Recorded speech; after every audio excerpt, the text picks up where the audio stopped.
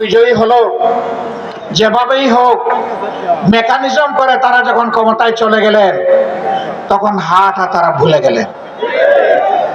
এখন বলতে বলতে এসে তারা বলতেছেন আমরা কখনো সংস্কারের কথা বলি নাই। না না বন্ধুরা, আপনারা সত্য বলছেন না, আপনারা মিথ্যা বলছেন। কারণ আপনাদের 31 দফা সংস্কারের দাবির প্রথম দফাই হচ্ছে সংস্কার।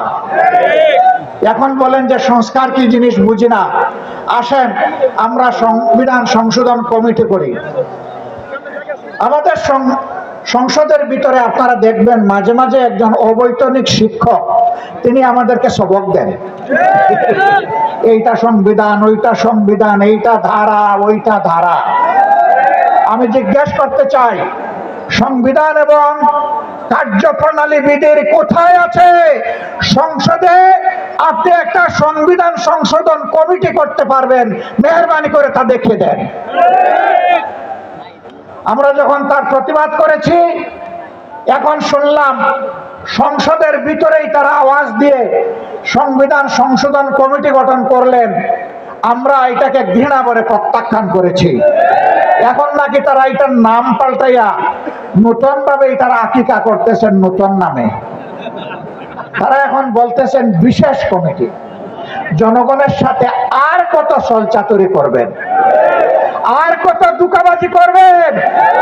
সংসদের ভিতরের কথাগুলো আজকে আর সংসদের হাউসে নাই, এটা দুনিয়ার সর্বত্র চলে গিয়েছে।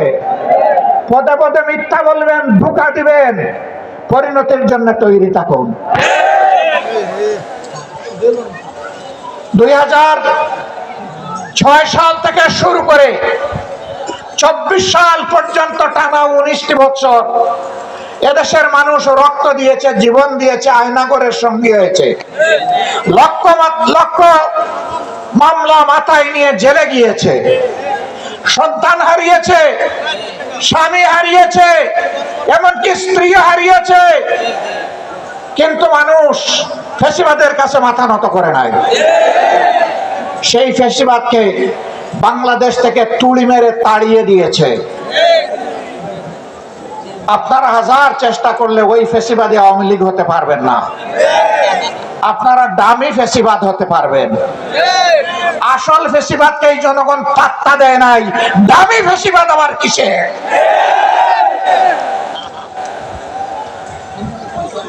ফ্যাসিবাদ যে পথে হেঁটেছে আপনারা সেই পথে হাঁটছেন। ফ্যাসিবাদের খাসলতের একটারও পরিবর্তন আনেন নাই। 133টা অর্ডিন্যান্স জারি করা হয়েছিল। যেই অর্ডিন্যান্স গুলো ফ্যাসিবাদের জন্ম দিয়েছিল তার সবগুলা বিএনপি রেখে দিয়েছে। এটা জাতির সাথে বিশ্বাসঘাতকতা। তারা বলে সুন্দর করে আমরা আরো ভালো করে এগুলা নিয়ে আসবো। তো এ পর্যন্ত 6 মাস চলে যাচ্ছে, কই ভালো করে তো একটা আনতে পারলেন না।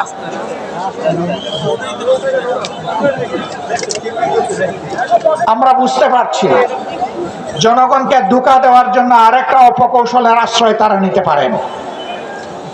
তাদের মন মতো একতরফা ওই অবৈধ কমিটিতে আলাপ আলোচনা করে, সংবিধান সংশোধন কমিটি বলে কোনো কমিটি নাই, এটা অবৈধ যদি গঠন করা হয় থাকে। ওখানে আলাপ আলোচনা করে তাদের মন মতো কিছু জিনিস স্বৈর শাসনকে পাকাপোক্ত করার জন্য তারা হয়তো নিয়ে আসবে। 2/3 জুড়ে হয়তো পাশও করবে। তারপরে বলবে আগে তো সংবিধানে গণভোট ছিল না, এখন 15 সংশোধনী বাতিলের মাধ্যমে এটা ফিরে এসেছে, আমরা এখন এই বিষয়গুলোই এখন গণভোটে দেব। এরকম কোন ভাওতাবাজি যদি করা হয়, অগ্রিম বলে রাখছি এই জাতি আপনাদেরকে ছেড়ে কথা বলবে না। সাবধান, বাড়াবেন না। আমাদের সাফ কথা, যে গণভোটে জনগণ 70 ভাগ রায় দিয়েছে, সেই একই দিনের ভোটে আপনারা সরকার বলে এখন দাবি করছেন। ওই গণভোট না থাকলে এই সরকারও মানা হবে না। ওই ভোট যদি ব্যর্থ দেওয়া হবে, আপনাকে জনগণ বাধ্য করছে। আপনারা 91 সালের পরে বুঝেন না কাকে কেয়ারটেকার সরকার বলে। শেষ পর্যন্ত বুঝেছেন ঠিকই। আমরা বলবো জাতির ক্ষতি করে বুঝবেন না, এখনই বুঝুন। আমরা এইভাবে থাকতে চাই না। আমরা সবাই মিলে দেশ গড়ার কাজে অংশগ্রহণ করতে চাই। কিন্তু আপনারা যেভাবে ধাক্কায় ধাক্কায় আমাদেরকে রাজপথের দিকে দিচ্ছেন, রাজপথ জ্বলে উঠলে সেই আগুনের অনেক কিছু পুড়ে ছারখার হয়ে যাবে। ছিল আমাদের সন্দেহ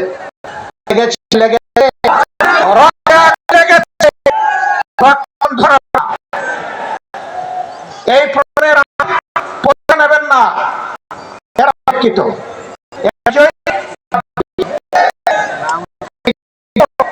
ধামা চাপা দেওয়ার জন্য কত কসরত, এইটা ওইটা। 71 সাল অবশ্যই এটি আমাদের গর্বের, এটি আমাদের ইতিহাসের সোনালী অংশ। 24 টান থেকে 71 হবে কেন? 71 থাকবে, 71 থাকবে তার মর্যাদা। এই 24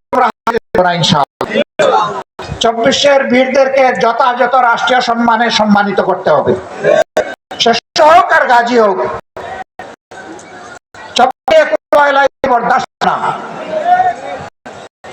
24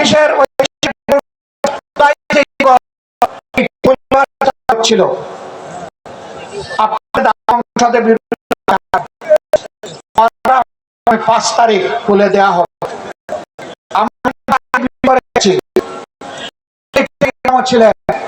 আমি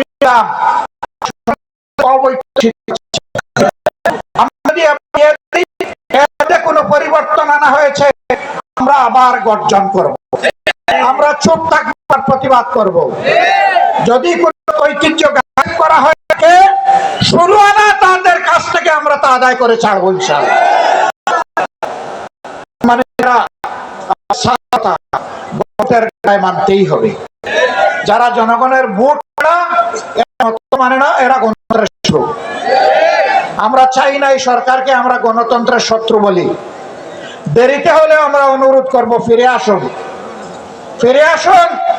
জনগণের রায়ের প্রতি আপনারা সম্মান করুন।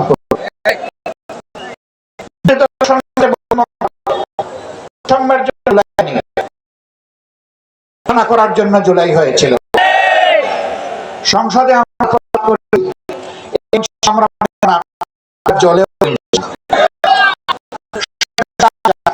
সংশোধন হয়ে যান, ম্যান্ডেটে সম্মান করুন।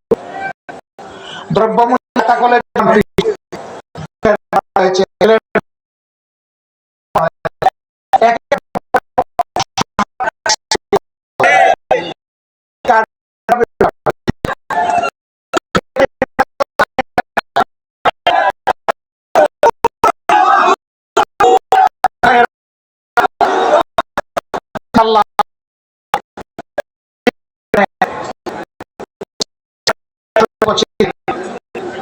আশা করবো এর ভিতরে তাদের শুভ বুদ্ধির উদয় হবে। হ্যাঁ, মেনে নিলাম। যদি মেনে না নেয় তাহলে ঢাকার আপনারা থাকুন। হাতে আপনারা রওনা করতেন তো ইনশাআল্লাহ। আমরা কোনো বিরানি দিতে পারি না ইনশাআল্লাহ। যদি না থাকে আর না গুড় নিয়ে আমরা করবো। এর এখন বোমার চাইতেও শক্তিশালী। আপনারা রাজি, তৈরি, প্রস্তুত? যে কোনো মূল্যে নিজের অধিকার আদায়ের জন্য লড়বেন ইনশাআল্লাহ। লড়াইয়ের পিছন ভাগে নয়, এই নেতৃবৃন্দ সবাই অগ্রভাগে থাকবেন ইনশাআল্লাহ। আল্লাহ হাফিজ। বাংলাদেশ জিন্দাবাদ। 11 দলীয় ঐক্য জিন্দাবাদ। ফ্যাসিবাদ নিপাত যাক। আসসালামু আলাইকুম ওয়া রাহমাতুল্লাহ।